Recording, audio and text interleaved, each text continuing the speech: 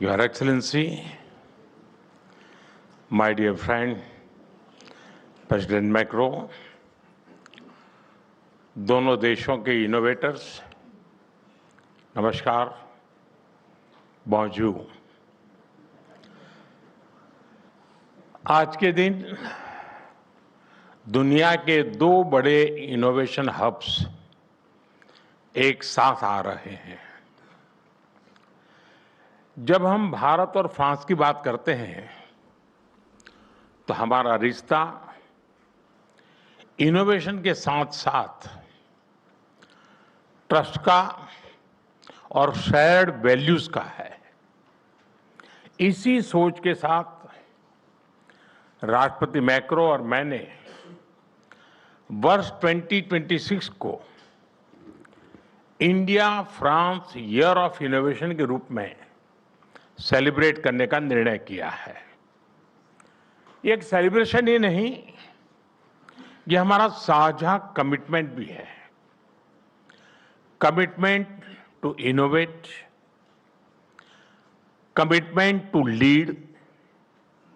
Friends, Bharat और France ने अनेक स्ट्रेटेजिक टेक्नोलॉजी सेक्टर्स में मिलकर काम किया है।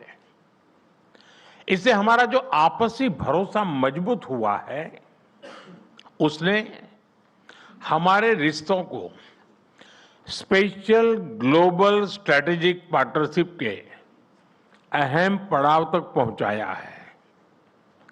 आने वाले समय में हर सेक्टर में हमारी कलेक्टिव क्रिएटिविटी पूरे विश्व का बेहतर भविष्य सुनिश्चित करेगी।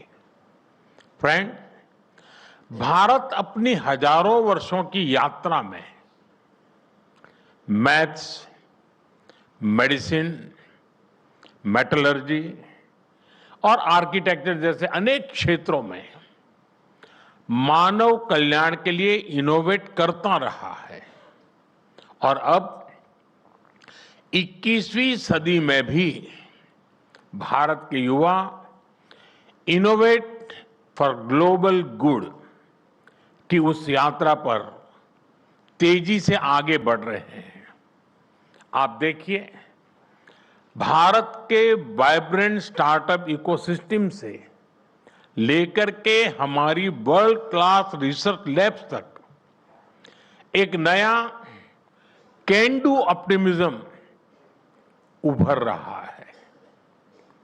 स्टार्टअप इंडिया प्रोग्राम से एक दशक में ही भारत दुनिया का तीसरा सबसे बड़ा स्टार्टअप इकोसिस्टम बन चुका है। 2014 में भारत में जहां सिर्फ 4 यूनिकॉर्न थे, आज भारत में 120 से अधिक यूनिकॉर्न्स हैं। इनकी टोटल वैल्यू $350 बिलियन से अधिक या लगभग 300 बिलियन यूरो है। आज दुनिया की करीब करीब हर बड़ी टेक्नोलॉजी कंपनी भारत के स्टार्टअप, भारत के इनोवेशन से किसी न किसी रूप में जुड़ी हुई है। फ्रेंड, बीते एक दशक में हमने स्कूलों से लेकर इंडस्ट्रीज तक इनोवेशन के लिए एक कंड्यूसिव इकोसिस्टम तैयार किया है। स्कूलों में अटल टिंकरिंग लैब से लेकर मेंटरशिप, स्कॉलरशिप और स्टार्टअप कैपिटल तक आज एक सशक्त नेटवर्क मौजूद है। आज भारत दुनिया के सबसे बड़े हैकाथॉन इकोसिस्टम्स में से एक है। यहां प्राइवेट सेक्टर की रिसर्च इनोवेशन स्कीम के जरिए सीधा सपोर्ट मिल रहा है। स्टार्टअप इंडिया 2.0 से डीप टेक इनोवेशन के लिए कैपिटल मोबिलाइजेशन किया जा रहा है। फ्रेंड, हमारा अटल इनोवेशन मिशन आने वाली 24 फरवरी को एक दशक पूरा करेगा और इतने ही समय में ये दुनिया के सबसे बड़े ग्रास रूट्स इनोवेशन मिशन में से एक बन चुका है।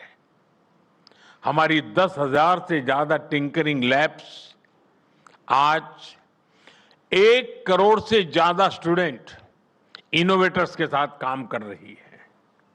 इस मिशन से 100 से ज्यादा इंक्यूबेटर्स और कई डीप टेक स्टार्टअप्स भी उसके साथ जुड़े हुए हैं। मैं आज यहां मौजूद सभी इंडस्ट्री कैप्टन से भी विशेष आग्रह करूंगा कि आप अटल इनोवेशन मिशन के साथ जरूर जुड़ें। फ्रेंड्स, विकसित भारत की यात्रा को इनोवेशन का इंजन चाहिए। इसलिए इस वर्ष के बजट में भी हमने इनोवेशन इकोसिस्टम को मजबूत करने पर बल दिया है। कंटेंट क्रिएशन को मजबूती देने के लिए 15,000 स्कूलों और 500 कॉलेज में कंटेंट क्रिएटर लैब बनाई जाएगी। एआई, क्वांटम, बायोटेक, सेमीकंडक्टर और क्लीन एनर्जी में हम मिशन मोड पर काम कर रहे हैं।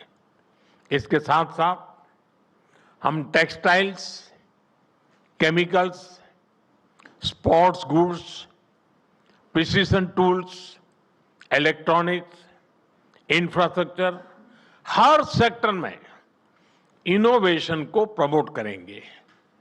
फ्रेंड्स, हमें बहुत गर्व है कि भारत विमेन लेड रिसर्च और इनोवेशन का उज्जवल उदाहरण बन रहा है। आज लगभग 50% स्टार्टअप्स में कम से कम एक विमेन डायरेक्टर है। एक बहुत बड़ी संख्या में छात्राएं स्टेम ग्रेजुएट्स बन रही हैं।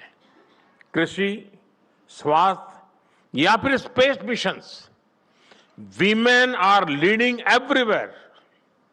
फ्रेंड्स, भारत के इस स्पीड और स्केल के साथ जब फ्रांस की ताकत जुड़ जाती है तो दुनिया के लिए नए रास्ते बनते हैं। आज भी यहां दोनों देशों के बेस्ट माइंड्स एक साथ आए हैं। आज दोनों देश एक दूसरे के टैलेंट का खुले दिल से स्वागत कर रहे हैं। फ्रांस ने 2030 तक 30,000 भारतीय स्टूडेंट्स का स्वागत करने का लक्ष्य रखा है। ये यंग एनर्जी और यंग माइंड्स के तालमेल का एक बेहतरीन प्रयास है। फ्रेंड, साल 2026 भारत फ्रांस संबंधों के लिए एक अति विशेष वर्ष है। इसमें पीपल टू पीपल एक्सचेंज और गहरे होंगे। इंडस्ट्री टू इंडस्ट्री पार्टनरशिप का विस्तार होगा। आज हम जैसे भारत में जुटे हैं, उसी तरह जून 2026 में फ्रांस में भारत इनोवेट्स 2026 के तहत हम भारत के बेहतरीन टेक स्टार्टअप दुनिया के सामने रखेंगे, जो हेल्थ, क्लाइमेट, सिक्योरिटी जैसे ग्लोबल चैलेंजेस के समाधान बना रहे हैं। फ्रेंड्स, मैं फ्रांस और पूरे विश्व के लीडर्स, सीईओज, इन्वेस्टर्स और यूनिवर्सिटीज को आमंत्रित करता हूं।